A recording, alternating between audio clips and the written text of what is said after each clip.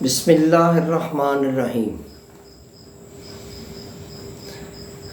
ہم نے یہ نیا چینل جو شروع کیا ہے اس میں مختلف موضوعات پر مثلاً تصوف، روحانیت، طب، اسٹرالوجی، پامسٹری لیسن جو ہیں وہ ہم بیان کریں گے۔ ہم یہ جو شروع کر رہے ہیں یہ کتاب ہے بھگت کبیر، فلسفہ و شاعری۔ یہ اس کا ٹائٹل ہے، باہر والا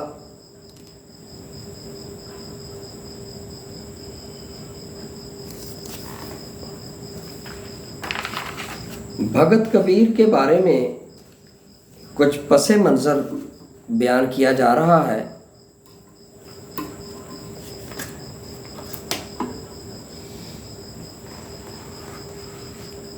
چینل کن فیکون میں خوش آمدید۔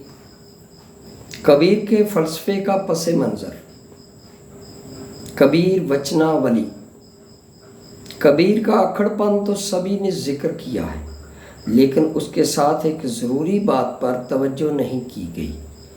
کبیر نے بہت سی الجھی ہوئی زبان استعمال کی ہے۔ اگر آپ کبیر کو زیادہ پسند نہیں کرتے تو اسے ان کی ناخواندگی پر محمول کر سکتے ہیں۔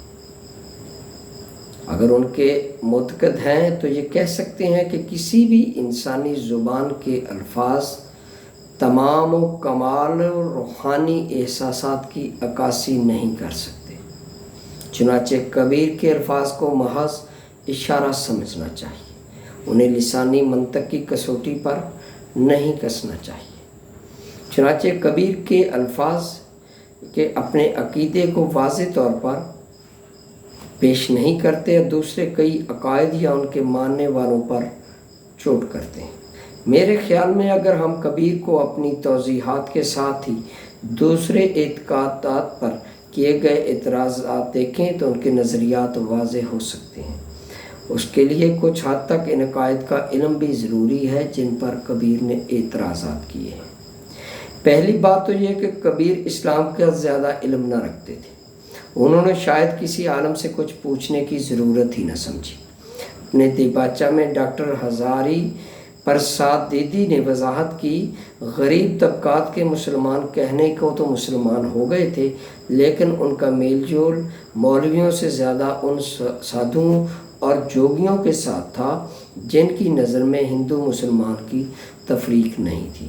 کبیر کے ارشادات اولاً تو اسلام اور مسلمانوں کے بارے میں ہیں ہی بہت کم، جو ہیں ان میں بھی اسلام کے بارے میں مکمل واقفیت کا خاطر خواہ ثبوت نہیں ملتا۔ اسلام کے علاوہ ہندوستان میں جو خاص مذہب ہے جس کی اکثریت بتائی جاتی ہے وہ ہندو دھرم ہے۔ واقعہ یہ ہے کہ جو لوگ ہندو کہے جاتے ہیں ان میں کوئی اعتقادی یگاگنت نہیں۔ ہندوؤں میں 33 کروڑ دیوتاؤں سے لے کر خدائے واحد کے معتقد بلکہ خدا کے وجود سے منکر تک سبھی اشخاص شامل ہیں۔ اس لیے کسی ایک ہندو مذہب کی تلاش کرنا بے فائدہ ہے۔ ہمیں اس کے مختلف اجزاء کو علیحدہ علیحدہ کر کے دیکھنا چاہیے۔ اس معاملہ میں ارتقاء کا دھیان رکھنا بھی ضروری ہے۔ ویدک فلسفے کو موٹے طور پر دیوتاؤں پر اعتقاد کا فلسفہ کہا جاتا ہے۔ ویدوں کے سنگھتا نامی حصے میں کم و بیش ہر جگہ دیوتاؤں کی تعریف و توصیف کے منتر ملتے ہیں۔ ہر ابتدائی مذہب کی طرح ویدک عہد میں بھی قدرت کی مختلف طاقتوں میں جیسے سورج، آندھی، بارش، آگ وغیرہ سے ملنے والی ذاتی تکالیف اور ان سے تحفظ کے وسائل کے فقدان میں انہیں زندہ اور زبردست وجود سمجھا گیا، اور یہی سوچا گیا کہ اگر ان کے غیظ و غضب سے بچنا ہے تو ان دیوتاؤں کی قصیدہ خوانی کرنی چاہیے۔ اسی لیے شروع کے ویدک منتر صرف پراتھنا کے منتر ہیں۔ اس اعتقاد کا اگلا قدم یگیا کرنا تھا۔ یگیا یا قربانی کی رسم بھی دنیا کی ہر ابتدائی تہذیب میں پائی جاتی ہے۔ جب خانہ بدوش قبائل کو کچھ رہائشی استقامت حاصل ہوئی تو ان کے اہل و دماغ میں یہ خیال پنپنا شروع ہوا کہ جس طرح طاقتور لوگ صرف رونے گڑگڑانے سے خوش نہیں ہوتے بلکہ اپنے لیے تحفے تحائف چاہتے ہیں، اسی طرح دیوتا صرف منتروں سے خوش نہیں رہ سکتے بلکہ ان کی دائمی خوشنودی حاصل کرنے کے لیے ان کے عطیات کا کچھ حصہ شکرانے کے طور پر انہیں واپس کر دینا چاہیے۔ اس کے لیے بتدریج بڑے بڑے یگیوں کا نظام پیدا کیا گیا۔ مختلف مقاصد کے لیے مختلف قسم کی یگیا ہونے لگے، جن میں زرعی، جنگلاتی پیداوار نیز جانوروں کی قربانی دی جاتی تھی۔ بعد کی فلسفیانہ کتاب بھگوت گیتا میں بھی شری کرشن نے کہا ہے، جو شخص دیوتاؤں کی دی ہوئی چیزوں کو یوگیوں میں دیوتاؤں کو واپس کیے بغیر استعمال کرتا ہے وہ گویا چوری کا مال کھاتا ہے۔ یگیا کے ارتقاء کے ساتھ ہی طبقاتی تقسیم بھی شروع ہو گئی، کیونکہ آریوں کی بستیاں بس گئی تھیں اور زندگی کے پرسکون ہونے کے ساتھ ہی قواعد کی پیچیدگی بڑھتی گئی۔ یگیوں کے ضابطے اتنے تفصیل وار ہو گئے تھے کہ ایک پروہت برہمنوں کا طبقہ پیدا ہو گیا، ویدوں کی تعلیم پر اسی کا اجارہ ہو گیا۔ اس میں بھی دو قسم کے علماء ہوئے، ایک طبقہ تو بستی میں رہ کر بستی والوں اور راجاؤں سرداروں کی مذہبی رہنمائی کرتا تھا، اور دوسرا بستی کے باہر درس و تدریس اور مراقبہ اور ریاضت میں زندگی گزارتا تھا۔ ان کی مثال آج کے مدرسین اور متحققین میں ملتی ہے۔ اسی وقت ایک اور ذہبی انقلاب رونما ہوا، کیونکہ آریوں نے داراڑوں کو فتح کرنے کے ساتھ ان کے ساتھ کچھ اعتقاد اور فلسفوں کو لینا شروع کر دیا۔ ان کے دیوتا شیو اور شکتی وغیرہ کو اپنے دیوتاؤں میں شامل کرنے لگے۔ بعد میں شیو اور شکتی سے متعلقہ مستقل فلسفوں کا ظہور ہوا۔ اس کے ساتھ ہی جنگلوں میں رہنے والے مرتازوں نے ویدوں کے منتروں پر غور کرنا شروع کیا، ان سے فلسفیانہ نتائج اخذ کیے۔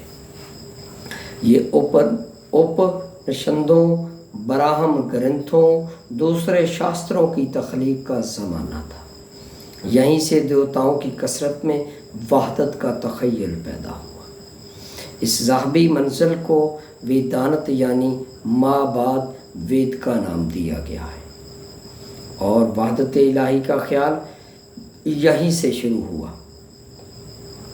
یہ مانا گیا کہ دیوتاؤں میں بڑے برہما، وشنو اور مہادیو کا وجود ان کے لیے اپنے اپنے کام مسلم، لیکن ایک طاقت ان سب سے بالاتر ہے اور ان سب کو اپنے اندر سمیٹے ہوئے ہے اور اپنی مرضی سے ان سے سب کام کرواتی ہے۔